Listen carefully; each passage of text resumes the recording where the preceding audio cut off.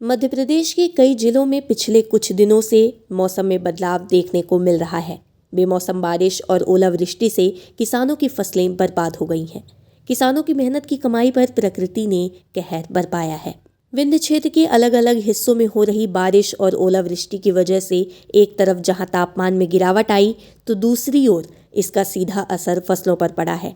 तेज हवाओं के साथ हुई बारिश और ओलावृष्टि की वजह से गेहूं, सरसों और दलहन की फसलों को सबसे ज़्यादा नुकसान पहुंचा है। फसलों की इस तबाही से किसानों की चिंता बढ़ गई है। कड़ी मेहनत करने वाला किसान पूरा सीजन उस फसल को तैयार करने में लगा देता है और जब फसल तैयार होने का समय आता है तो प्राकृतिक आपदाओं के चलते पूरी मेहनत पर पानी फिर जाता है। किसानों को मुनाफा तो दूर, लागत तक निकालना मुश्किल हो गया है। किसानों की फसलों के नुकसान का मुआयना करने विंध्य फर्स्ट की टीम रीवा जिले के गुड़ तहसील अंतर्गत ग्राम बांधी पहुंची, जहां किसानों ने ये बताया। ये बांधी गांव है, यहाँ तो हुआ ही है ये कई हलकों में। जैसे ये धौड़रा हल्का है, महिदल हल्का है, बांधी है, डड़वा है, जल्लर, बरसैता, हर जगह नुकसान हुई है। 60% किसानों की फसल ओलावृष्टि के कारण, तूफान गहरी थी और 4 मिनट ओलावृष्टि हुई है, जिससे सब फसलें चौपट हो गई। अब ये सब अभी पटवारी और ये जिला पंचायत के मेंबर सभी लोग आए हैं, सर्वे कर रहे हैं। देखते हैं, सरकार को तत्काल गरीब किसानों को मदद करनी चाहिए। हमारा सारा चौपट हो गया, सब फसल बिछ गई है, अब उसमें दाना थोड़ी पड़ेगा। सब फूले नहीं ले पाई थी कोई किसी तरह। ये गेहूं, सरसों यही बुआए थे, चना, सभी फसल 60% ख़त्म हो गई है। अब उसमें दाना पड़ेगा ही नहीं, ये सूख जाएगा। वही चूँकि कल ये पत्थर पड़ा ही है तो समय लगता है सूखने में, और फसल बिछ गई है तो उसमें दाना थोड़ी पड़ेगा। आज के समय में एक तो खेती करना इतना कठिन हो गया है कि हर कोई खेती करने को तैयार नहीं है। इस बारिश और ओलावृष्टि ने किसानों की फसल बर्बाद कर दी। किसानों के जीवन यापन का मात्र एक ही सहारा होता है, खेती, और वो इस तरह से नष्ट हो जाएगी तो बेचारे किसान अपने परिवार और खुद का भरण पोषण कैसे करेंगे।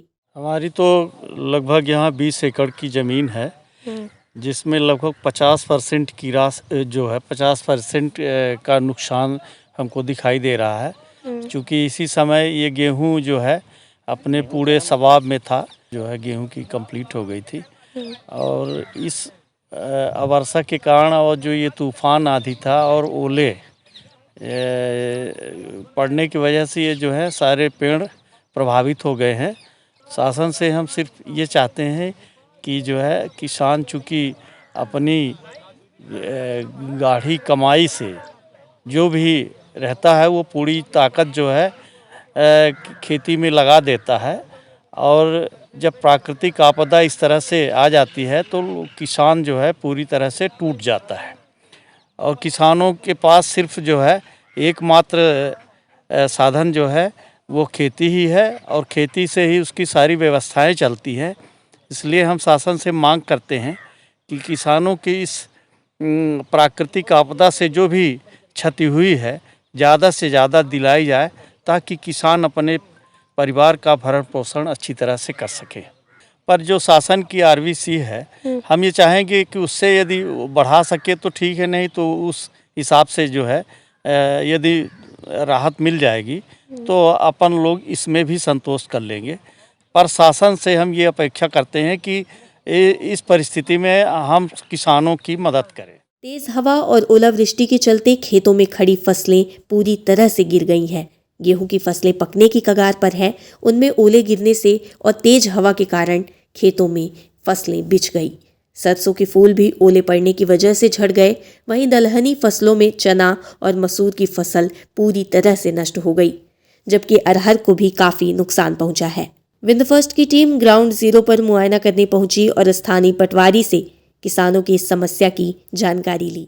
अब यहाँ का सर्वे मैंने किया है आसपास का, अब इसकी रिपोर्टिंग जो है तहसीलदार साहब को कर देंगे। तहसीलदार जैसा आदेश करेंगे तो उस तरह से का आगे का कार्य किया जाएगा।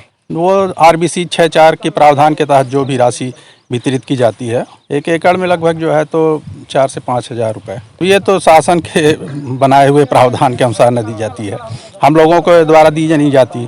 जो शासन ने RBC 6(4) के तहत जो है प्रावधान कर दिया है, उसी के अनुसार गणना करके उनको किसानों को दिया जाता है।